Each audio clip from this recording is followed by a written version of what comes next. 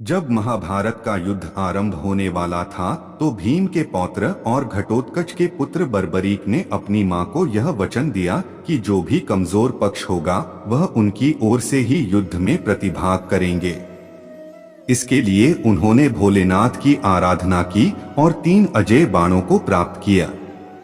उधर श्री कृष्ण को इस बात का पता चला तो ब्राह्मण वेश में बर्बरीक के पास पहुंचे और उनका मखौल उड़ाया कि महज 3 बाण के आधार पर वह महाभारत जैसा युद्ध कैसे जीत सकते हैं। तब बर्बरीक ने उन्हें अपने बाणों के बारे में बताया। इस पर श्री कृष्ण ने कहा कि यदि उनके बाण अजय हैं तो वह पीपल के पत्तों में छेद करके दिखाएं। बर्बरीक ने बाण चलाया और सभी पत्तों में छेद हो गया, लेकिन एक पत्ता जो श्री कृष्ण के पीछे था वह बाकी रह गया था। तो बाण उनके चरणों के चक्कर काटने लगा। इसके बाद श्री कृष्ण ने बर्बरीक से दान में उसका सिर मांग लिया। इस दान को सुनते ही वह समझ गया कि यह जो सामने है वह ब्राह्मण नहीं हो सकते। तो बर्बरीक ने उनसे पूछा वह कौन है और श्री कृष्ण ने उन्हें सब सच बताकर अपने विराट रूप के दर्शन कराए। इसके बाद बर्बरीक ने अपने सिर का दान तो कर दिया, लेकिन महाभारत युद्ध देखने की इच्छा जाहिर की। इस पर कृष्ण ने बर्बरीक की महाभारत युद्ध को देखने की इच्छा पूर्ति के लिए उस पर अमृत का छिड़काव करके एक पहाड़ी पर उसका सिर रख दिया ताकि वह पूरा महाभारत का युद्ध देख सके। यह घटना जिस जगह पर हुई वह वर्तमान में हरियाणा के हिसार जिले में है। महाभारत के अनुसार जब कर्ण और अर्जुन का युद्ध चल रहा था तब संग्राम में कर्ण ने अपने बाणों से शत्रु पक्ष के बहुत से वीरों का संहार कर डाला। 17वें दिन से पहले तक कर्ण का युद्ध अर्जुन के अतिरिक्त सभी पांडवों से हुआ।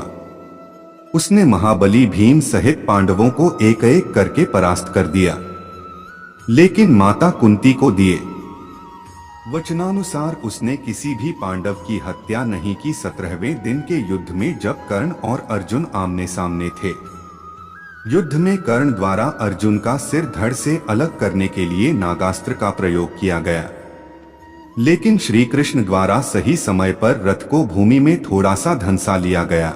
इससे अर्जुन बच गया। इससे नागास्त्र अर्जुन के सिर के ठीक ऊपर से उसके मुकुट को छेदता हुआ निकल गया। श्री कृष्ण ने कही अर्जुन से यह बात। नागास्त्र पर उपस्थित अश्वसेना नाग ने कर्ण से निवेदन किया कि वह उस अस्त्र का दोबारा प्रयोग करे ताकि इस बार वह अर्जुन के शरीर को बेधता हुआ निकल जाए, लेकिन कर्ण ने माता कुंती को दिए वचन का पालन करते हुए उस अस्त्र के पुनः प्रयोग से इनकार कर दिया। इसके बाद युद्ध चल ही रहा था कि कर्ण के रथ का एक पहिया धरती में धंस गया। वह अपने को दैवीय अस्त्रों के प्रयोग में भी असमर्थ पाता है, जैसा कि उसके गुरु परशुराम का शाप था। तब कर्ण अपने रथ के पहिए को निकालने के लिए नीचे उतरा और अर्जुन से निवेदन किया कि वह युद्ध के नियमों का पालन करते हुए कुछ देर के लिए उस पर बाण चलाना बंद कर दे। तब श्री कृष्ण अर्जुन से कहते हैं, कर्ण को कोई अधिकार नहीं है कि वह अब युद्ध नियमों और धर्म की बात करे, जबकि स्वयं उसने भी अभिमन्यु के वध के समय किसी भी युद्ध नियम और धर्म का पालन नहीं किया था। उन्होंने अर्जुन से कहा कि अभी कर्ण असहाय है, इसलिए उसका वध करें। तब अर्जुन ने एक दैवीय अस्त्र का उपयोग करते हुए कर्ण का सिर धड़ से अलग कर दिया। जयद्रथ वध में श्री कृष्ण की माया। सूर्यास्त से पहले जयद्रथ को मारने की अर्जुन की प्रतिज्ञा सुनकर जयद्रथ कांपने लगा। तब द्रोणाचार्य ने उसे आश्वासन दिया कि वे ऐसा व्यूह बनाएंगे कि अर्जुन उसे देख ही नहीं पाएगा। वे स्वयं अर्जुन से लड़ते रहेंगे तथा व्यूह के द्वार पर भी स्वयं ही रहेंगे। अगले दिन युद्ध शुरू हुआ। अर्जुन को जयद्रथ कहीं दिखाई नहीं दे रहे थे। उधर दिन बीतने लगा। धीरे धीरे अर्जुन की निराशा बढ़ती गई। यह देखकर श्री कृष्ण बोले, पार्थ, समय बीत रहा है और कौरव सेना ने जयद्रथ को रक्षा कवच में घेर रखा है।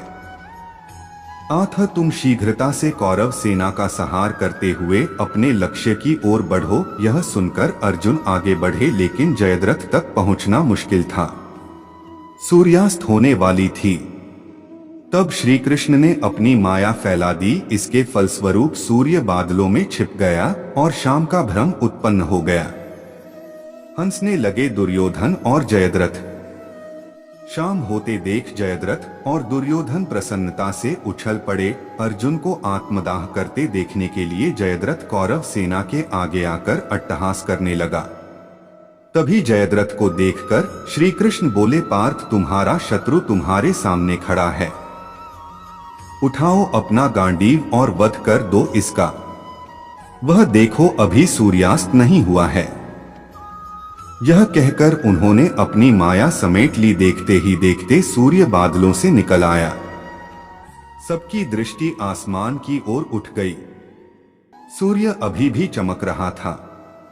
तब अर्जुन ने अपना गांडीव उठा लिया और श्री कृष्ण के कहे अनुसार जयद्रथ की गर्दन पर इस तरह वार किया कि उसका सिर उत्तर दिशा में 100 योजन की दूरी पर तप कर रहे उसके पिता की गोद में जाकर गिरा। जयद्रथ का पिता चौंक कर उठा तो उसकी गोद में से सिर जमीन पर गिर गया। सिर के जमीन पर गिरते ही उनके सिर के भी 100 टुकड़े हो गए। काल्यवन वध की जाने ऐसी कहानी। पौराणिक कथाओं के अनुसार मगध के शासक जरासंध ने मथुरा पर हमला करा दिया। हमले के लिए जरासंध ने शिवजी से अजय का वरदान प्राप्त काल्यवन को भेजा। वरदान के कारण श्री कृष्ण ने काल्यवन को नहीं मारा। काल्यवन से भयंकर युद्ध चल रहा था।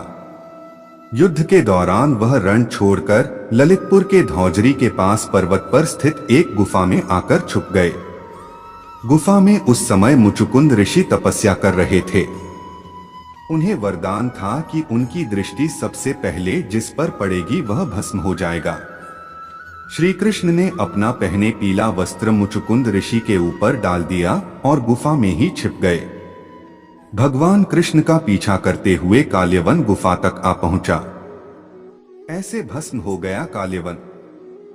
काल्यवन ने पीले वस्त्र में तपस्या कर रहे मुचुकुंद ऋषि को श्री कृष्ण समझा और भगवान कृष्ण के धोखे में मुचुकुंद ऋषि को मारना शुरू कर दिया। ऋषि मुचुकुंद ने जैसे ही आंख खोली उनकी दृष्टि हमला कर रहे काल्यवन पर पड़ी। इससे वह भस्म हो गया। इस तरह से श्री कृष्ण ने बिना स्वयं मारे ही काल्यवन का वध करा दिया। इस घटना के बाद से युद्ध भूमि छोड़ ललितपुर की इस गुफा में आने के कारण भगवान श्री कृष्ण का नाम रणछोड़ पड़ गया।